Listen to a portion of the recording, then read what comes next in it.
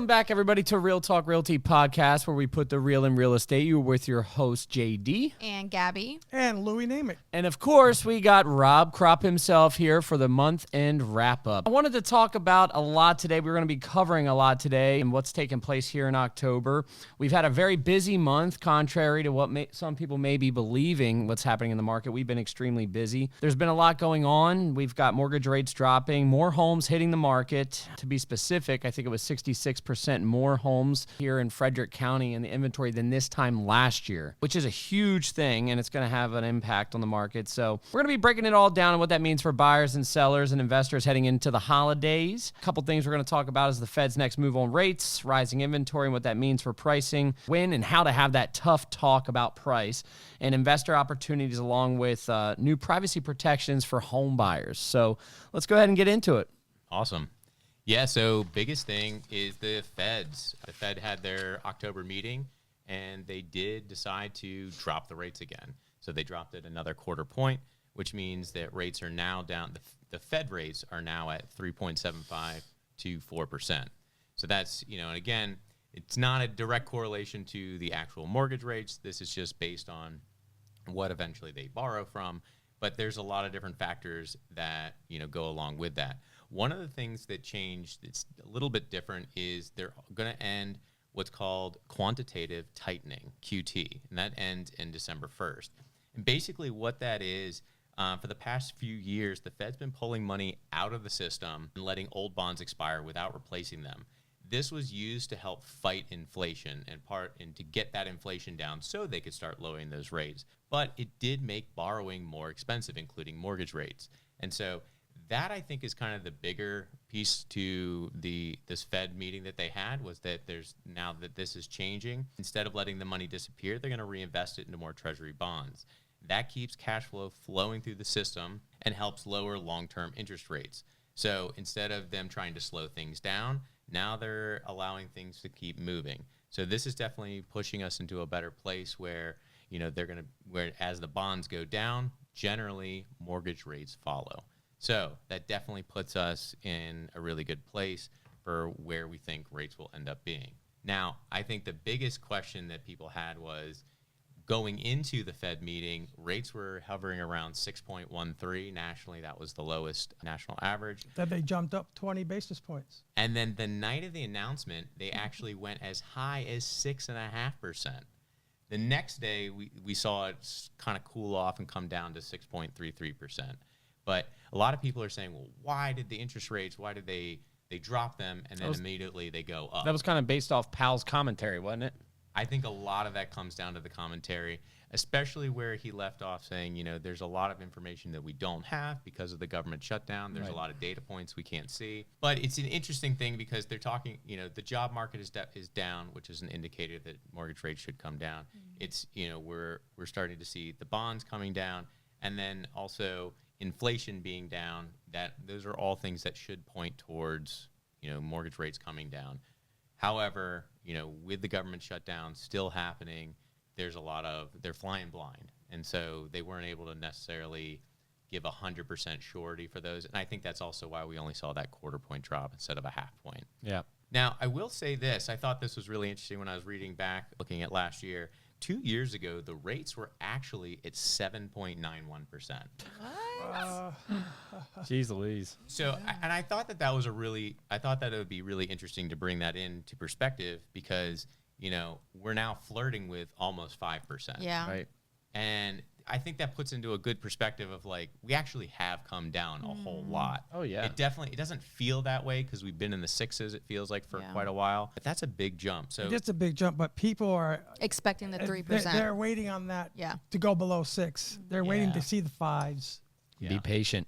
Unfortunately, I don't see them coming anywhere near the 3. I mean, and think about it too, though. I mean, there are still ways to get down to that 5 range, right? Oh, yeah. So you're close enough now.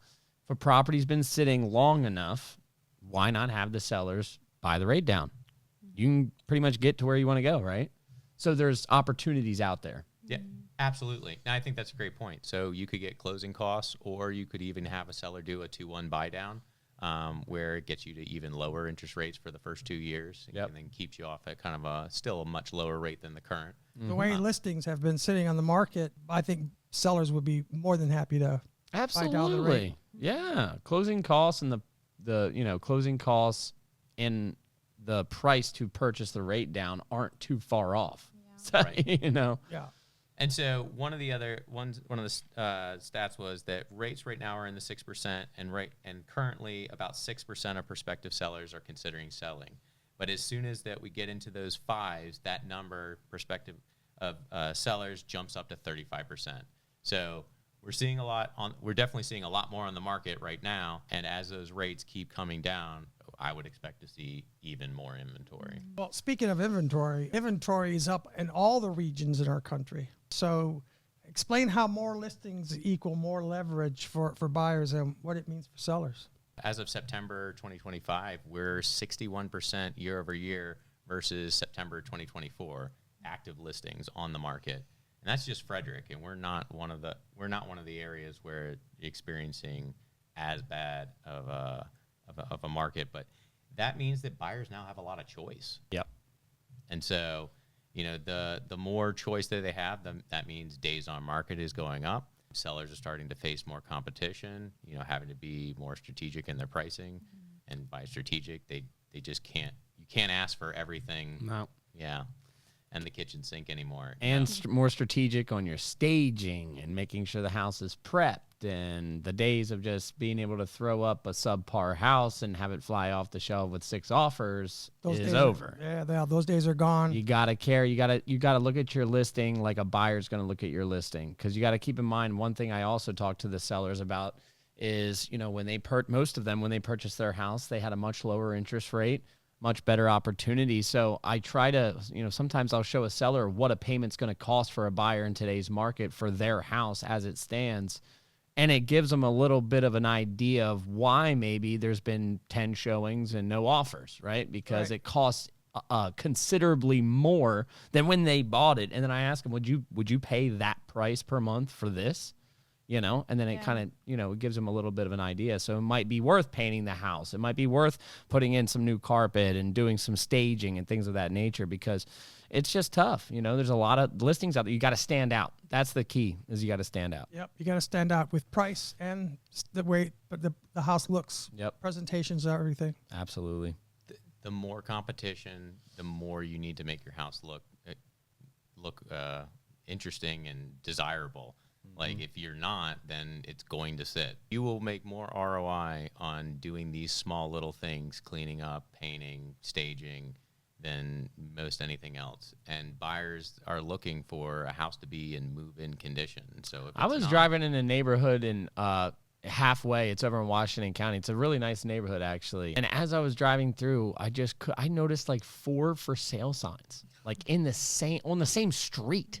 Literally, I almost pulled into the wrong. I was like, back in the day, you punched in the address of the house you were going to be showing, and you didn't. If you were driving down the street, you saw a sign. You're like, oh, that's it. Now there's like 4 signs. I was like, wait, which listing is it? That's the same thing that's happening in my neighborhood. I was like, oh gosh, Well, I had someone reach out to me, and they were like, hey, like I've just suddenly seen like an influx of houses hit the market.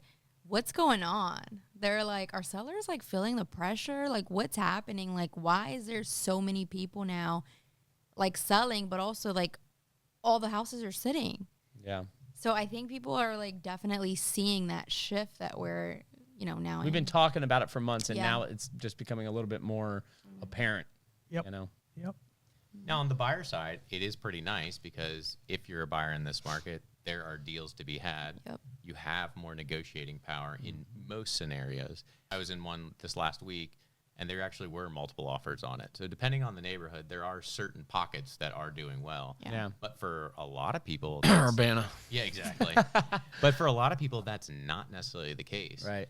In fact, I had a listing appointment recently, and we were looking at the pricing of their townhome, and there are 4 other active homes on the market, and the range of asking prices is kind of varying. We got one at $635, we had one at $610, we had one at $590, and then we had one at $565. they're all the exact same house. What? Just slightly different upgrades and changes, but square footage wise, it was essentially the same. They all had the same loft setup, generally the backyard, the garage. You know, obviously, It's like a $90,000 difference between the bottom and the top. it's pretty insane. And the interesting thing, so what I'm doing for my clients is, in addition to running comps and looking at like what has sold, should happen again, I want to really put a lot more effort into what's happening right now and the current actives. And so I talked to all of those listing agents that had those other listings to find out like what kind of activity they're receiving to kind of get a better, read on the neighborhood. Other than the 565, none of them are getting any showings. Wow. In fact, some of them zero from the get-go. Jump? Yeah, from the jump. And even at their open houses, having zero.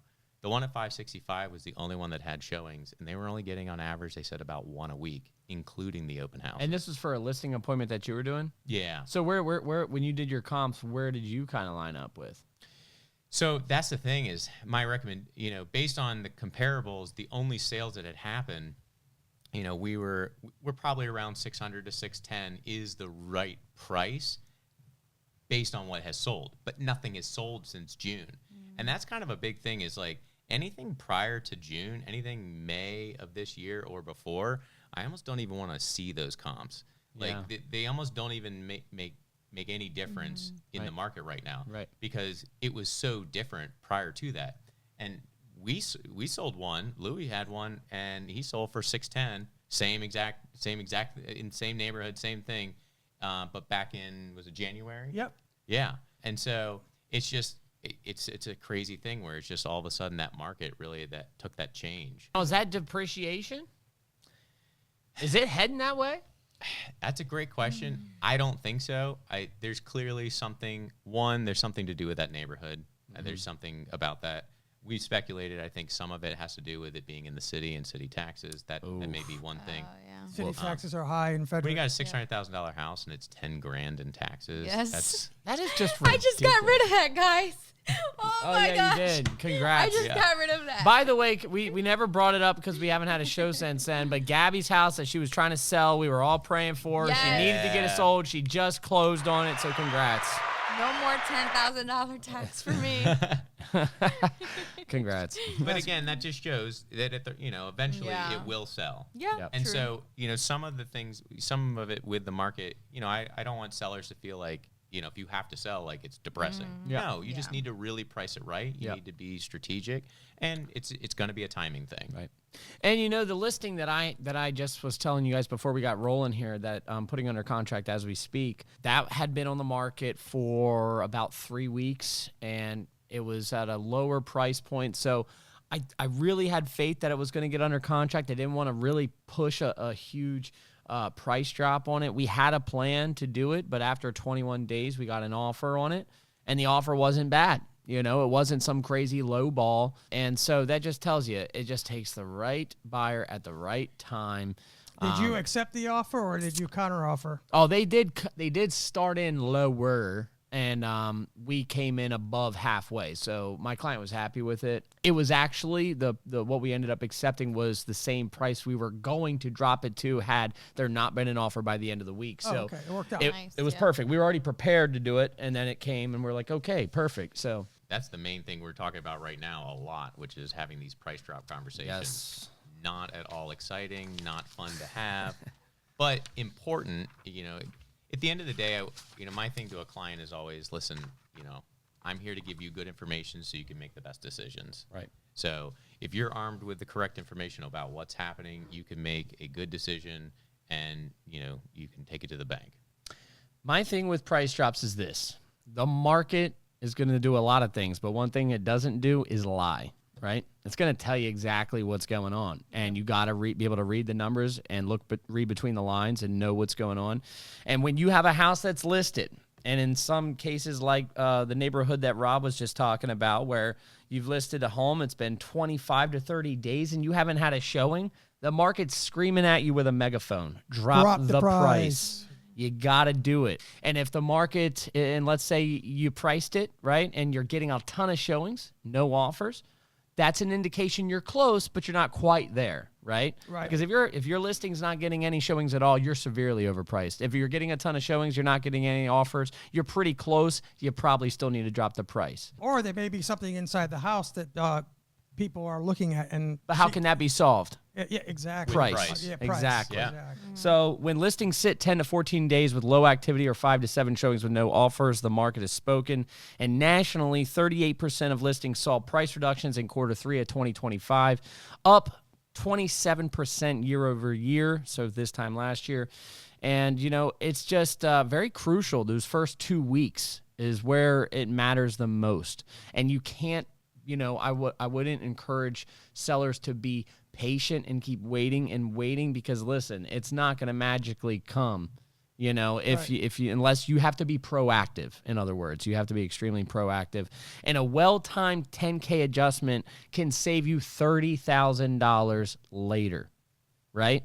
Because chasing the market. You don't want to chase the market down. That's going to hurt you severely. It's going to draw in even lower lowball offers. That's why your coming into the market is the most important time, and we talk about that all the time with demonstrations and graphs and all of that. And it needs, a price drop is a strategic thing, right? So there's been often times where you drop the price, and just because you drop it, right, doesn't necessarily mean that that's where you're going to land. I've had scenarios where I've dropped the price $15,000 to where I knew it was supposed to be, but let's say the seller in that given, scenario wanted to try a certain price. Then you drop it $15K, then guess what happens? You get an influx of showings. You may get more offers. I've actually had it where we drop the price, multiple offers come in, and we actually still squeeze out a little bit more than the original list price. That's incredible. So you have to just know the price drop is not an end-all, be-all, but the name of the game is getting bodies in the door, people to see your house. And so that's something you got to do. It's just a play. It's a play on the field. And like you said, the market doesn't lie. It's one thing when we're looking at comparables, we're just basing it on, all right, based on your home and what's already happened and what's sold, it should sell between this and this.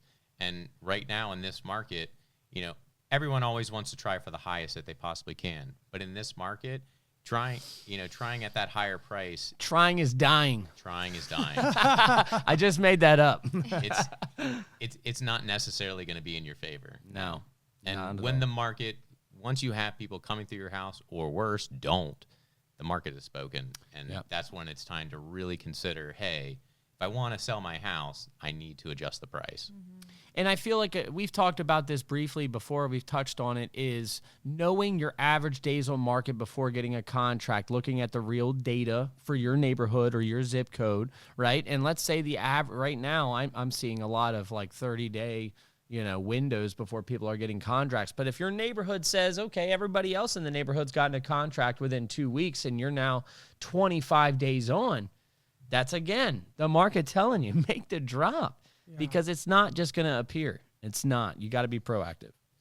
I agree. So let's talk about investor opportunities.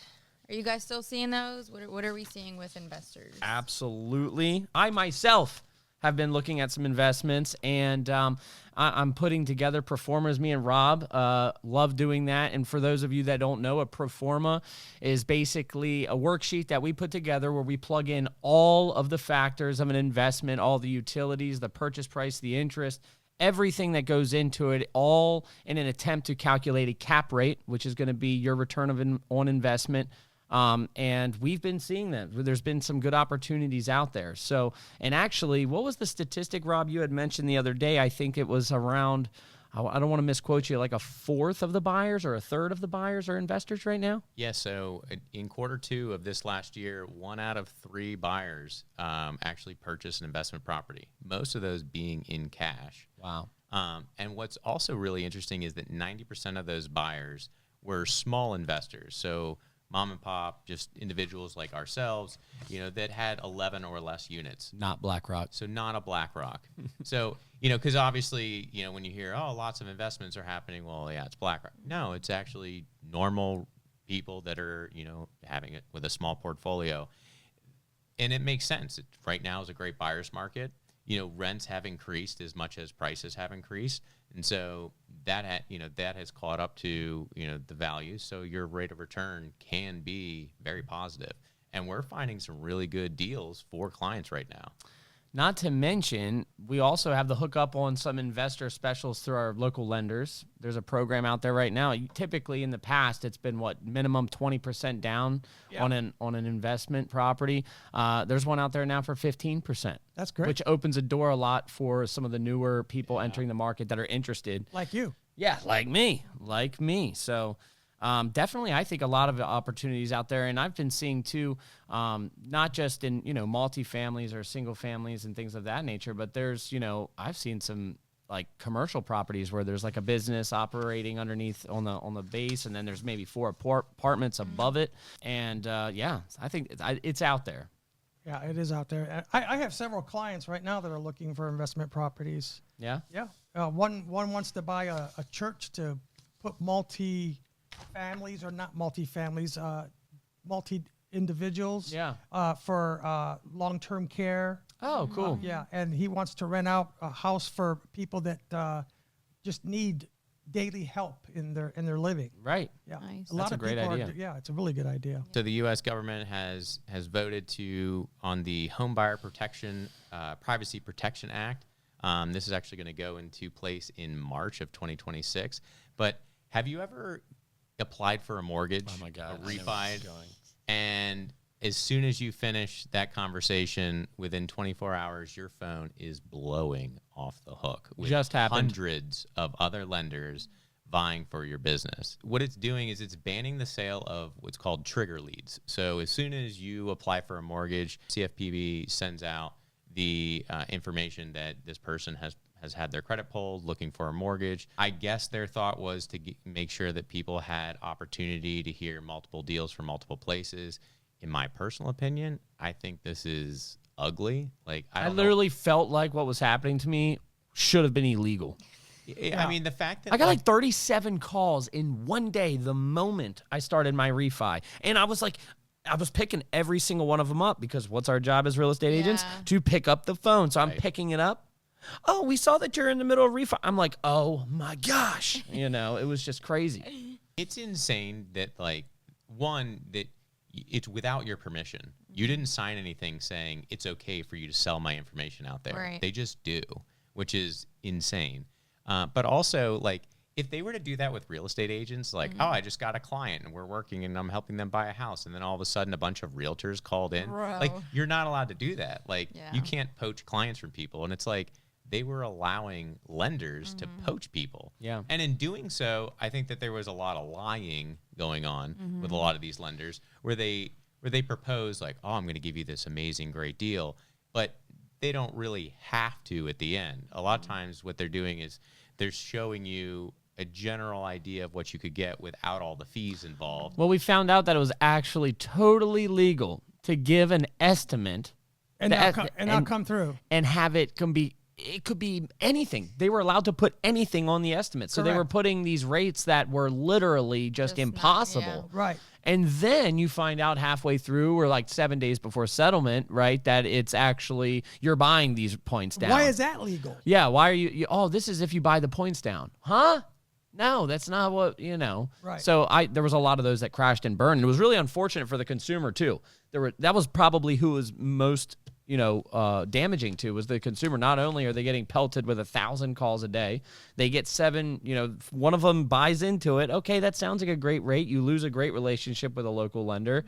And then 7 days before closing, you can't even do the deal. So, but then that's a great thing to know that. So when is that taking effect, Rob? So this happens in March of 2026. So Nice. coming up here in the next couple months. Awesome. That is great. Couldn't happen sooner though. Oh, seriously. Now Too bad. I won't get clients calling me. Did you give my information to such and such? Because ever since I applied with so and so, all of a sudden my phone's blown up. And So I'm who like, was actually making the money? Was it the credit bureaus? I believe so. Yeah. Sheesh. I imagine it was them making the money on selling the data. Insane. We should sue them. Yeah. Wait, what's that thing where we all get paid? What's that called? Class action. Yeah, we're doing a class action against the credit bureaus. We'll all wake up with 500 credit scores the next day. Oh my gosh. But to recap, rates are increasing, or rates are easing, inventory's climbing, the market's slowly tilting towards buyers and investors, but smart sellers can still win if they price and move fast. As always, it comes down to strategy and timing. And if you're thinking about buying, selling, or investing before year end, reach out to the Krop team. We'll walk you through your options while rates are still low and inventory is still high. Take advantage of the opportunities that are out there. There is sure plenty of them. Absolutely. Thank you guys so much. Enjoy the rest of your day. Bye. Cheers.